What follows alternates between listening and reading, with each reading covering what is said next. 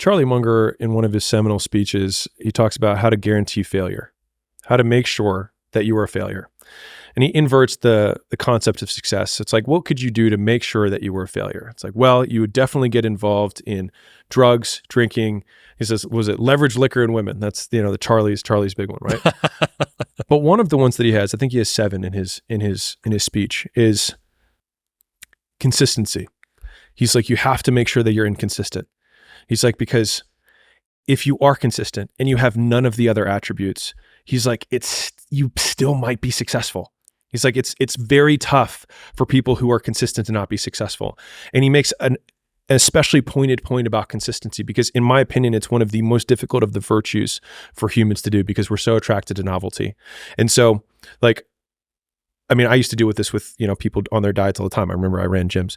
And so someone would come in and I would always ask the question, so have you been following the meal plan? And then they would say, yes. And so then I started changing the way I asked the question.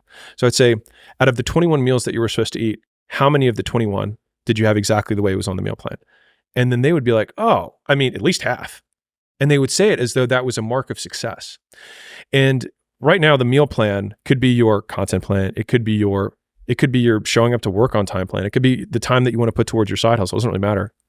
But if there's one muscle that you can flex, it's learning to do the same thing over and over again. Like one of the values that we had at Gym Launch is do the boring work, because boring is what makes you rich, right? It's writing the follow-up sequence to the purchase page that you don't feel like doing, but you should do. It's running the split test for the 10th time. It's actually going through and prepping for 20 minutes before you have the meeting, because it's amazing how much smarter you can appear with 20 minutes of preparation. Like, you can appear 50 IQ points smarter if you just prepare for meetings for 20 minutes. I remember I did a consulting day, which I've only done 3 in my entire life. And when I showed up to the day, because I always want to make sure that everyone always gets more from me than they give me, I had taken, 4 hours. Not a long time, but a long time for, I think, some people. But for me, 4 hours is nothing. I count in hundreds, so this was irrelevant. And so I put like 4 hours and actually took the time and put it in to do research on the individual. So I looked at every single page they had, every landing page, every offer, everything. And I had 7 pages of things that I thought would make them more money.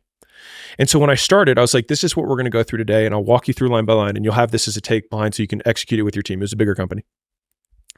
And the guy was shocked. He was like, never in my entire life has anyone had this much preparation. And that's when it goes back to, like, you need 20 podcasts to be in the top 1%. The bar for excellence, like, I have this timer that I have on my desk, which it's the easiest purchase you can make. I think it was like $7 on Amazon. It's a little twist kitchen timer. It's very easy. And it's been probably my biggest focus hack, to date, which is I turn it when I want to start working. And part of it allows me to think how long, I get better at predicting how long it's going to take me to do something. So I think this will take me 35 minutes. So I turn the clock to 35 and I click on, and then I start working on the thing. And the moment my phone rings or I look at Slack or whatever, I stop the timer. And so you actually see that your time on task is usually significantly less than you think it is. And I think that in my early days, I would spend a very long time in front of a computer telling myself that I was working with very few minutes actually on task. And that's why I think that most things are actually significantly easier than people think they are. They just don't know how to try hard. Because the harder that you try, the easier it gets.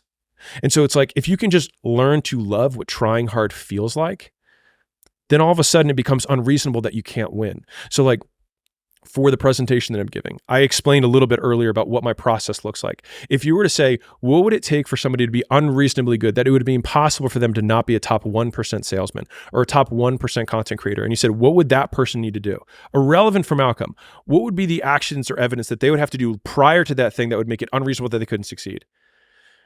And then you do those things. What happens is you realize that it's actually not that hard because you put so much work into it, and the bar from other people working is so embarrassingly low that they then ask you how you did it, and it must be easy.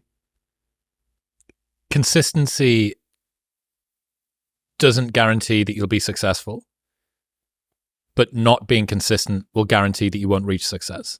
Please like, share, and subscribe if you have reached this part of the video.